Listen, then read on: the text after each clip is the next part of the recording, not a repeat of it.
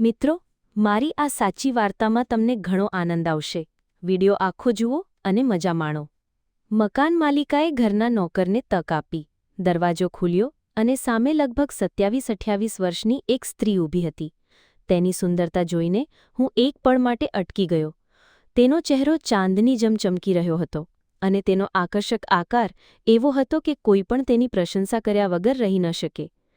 તેણે મને ઉપરથી નીચે સુધી જોયું અને થોડા કડક સ્વરમાં પૂછ્યું, "શું છે?" મેં હિંચકાતા કહ્યું, "માલિકીન, મને કામની જરૂર છે. તમે જે પણ કામ આપશો હું કરી દઈશ. શું તમે મને નોકરી પર રાખશો?" તેણે ભ્રૂં ચઢાવતા પૂછ્યું, "તું શું શું કરી શકે છે?"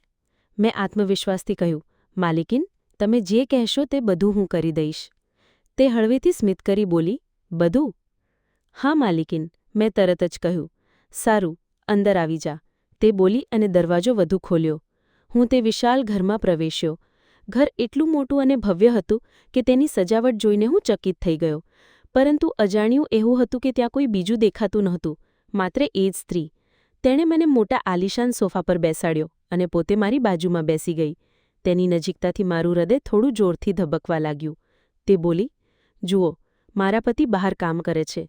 મને દિવસ-રાત માટે એક નોકરની જરૂર છે. શું તું મારું બધું કામ કરી શકે છે?" મેં તરત જ કહ્યું, "હા માલિકીન, હું બધું કરી દઈશ. તમે જેટલા પૈસા આપશો હું ખુશીથી લઈશ." તે ફરી સ્મિત કરી. આ વખતે તેના સ્મિતમાં કંઈક રહસ્ય હતું. "સારું, આજે રાત્રે જ કામ શરૂ કરી દેજે," તે બોલી. હું ત્યાંથી નીકળ્યો, પરંતુ મનમાં અજાણી ઉલઝન હતી. આ ઘરની ખામોશી, એ સ્ત્રીનું એકલોપણું અને તેની વાતોમાં છુપાયેલો કોઈ અનકહ્યો સત્ય. છતાં નોકરીની જરૂરિયાતે મને હિંમત આપી.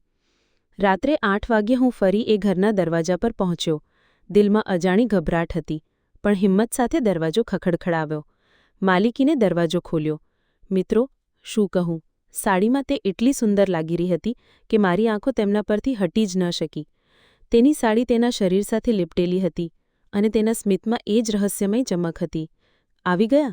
ચાલો અંદર આવી જાઓ," તે બોલી અને મને અંદર લઈ ગઈ.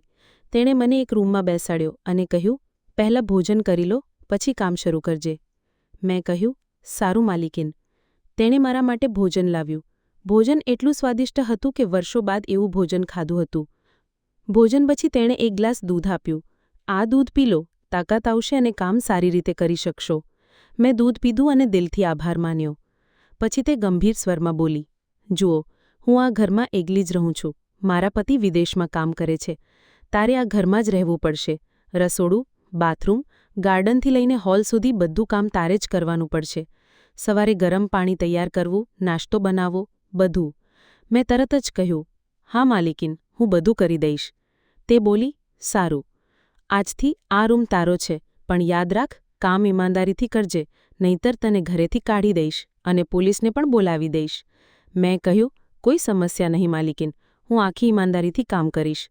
તે બોલી, "સારું. આજ રાત્રે આરામ કરજે, કાલે સવારે કામ શરૂ કરજે. આ ઘર હવે તારો પણ છે."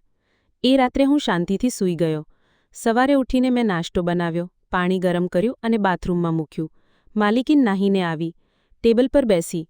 મેં નાસ્તો પીરસ્યો. તે ખાઈને હસીને બોલી, "તું કામ કરવા લાયક છે." આ શબ્દો સાંભળી મારો હિંમત વધી ગયો. પછી મેં ઘર સાફ કર્યું, ગાર્ડનને પાણી આપ્યું અને બધું કામ બપોર સુધી પૂરું કર્યું. બપોરે માલિકીન બોલી, "તું થાકી ગયો હશે, ખાવા ખાઈ લે અને થોડો આરામ કરી લે." સમય જતાં હું સતત એ ઘરમાં મહેનતથી કામ કરતો રહ્યો. માલિકીન મારા પ્રત્યે બહુ સારો વ્યવહાર કરતી.